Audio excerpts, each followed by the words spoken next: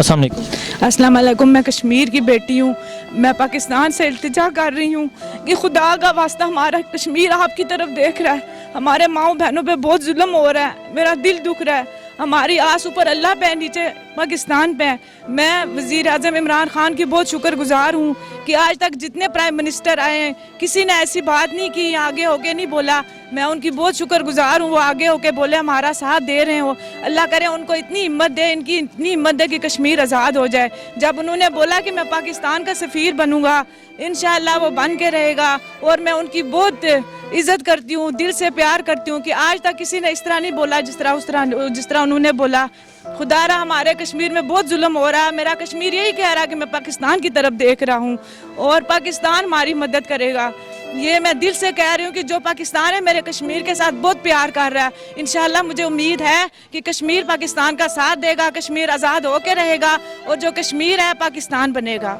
हमारे जो वज़ीर आज़म इमरान खान है, हमें उन पर पूरा एतमाद है और वो कश्मीरियों की आवाज़ उन्होंने हर फॉर्म पे उठाई है, ठीक है। क्योंकि ये है कि हम लोग बेसिक खुद कश्मीरी हैं, हमें दिल से उनका ये है कि हमारे आबाओ अजदाद कश्मीर में, हमारी बहनें, हमारी खालाएँ, आप सोच भी नहीं सकते कि हम लोग यहाँ बैठ के कितना तड़प रहे हैं, कितना उनके लिए हमारा दिल रो रहा है।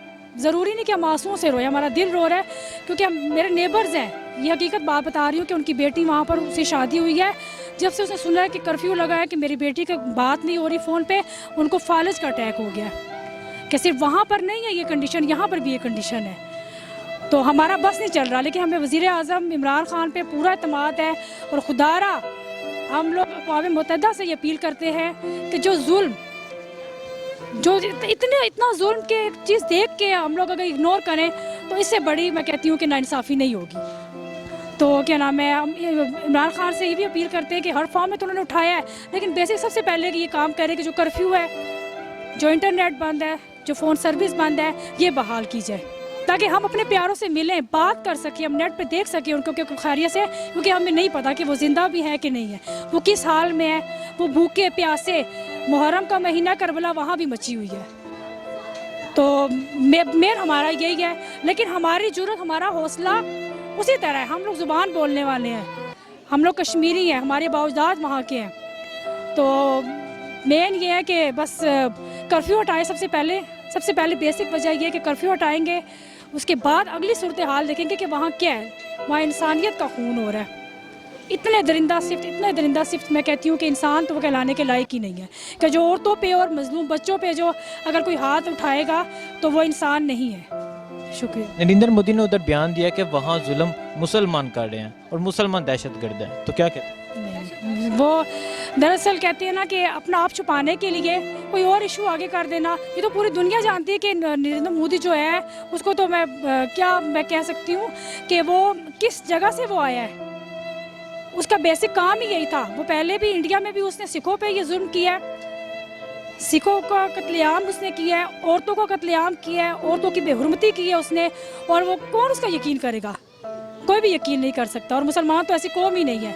इंशाअल्लाह अल्हम्दुलिल्लाह कि हमारे मज़हब में ये चीज़ है ही नहीं कि हमें किसी की, हम तो अल्लाह माफ़ करे ऐसे हैं कि हम लोग किसी जानवर को देखे, किसी तकलीफ़ में देखे तो हम लोग तो वहाँ तड़प जाते हैं। तो हम अपने भाइयों पे कैसे जुल्म कर सकते हैं? ये सरासर झूठ है, बेबुनियाद है।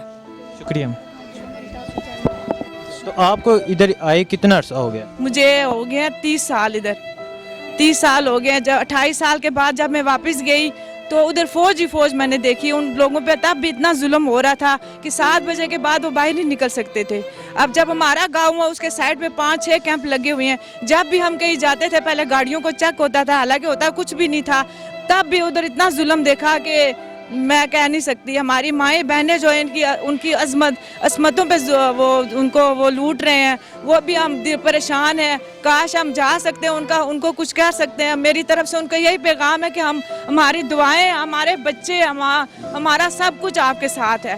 तो अगर हमारे खून की भी ज़रूरत है हम वो भी देंगे। कश्मीर के पीछे हमारी जान भी चली जाए हमें दुख नहीं होगा। तो बहरहाल मैं ये कहती हूँ कि फिर मैं यही कहती हूँ कि मेरा कश्मीर पाकिस्तान की तरफ देख रहा है।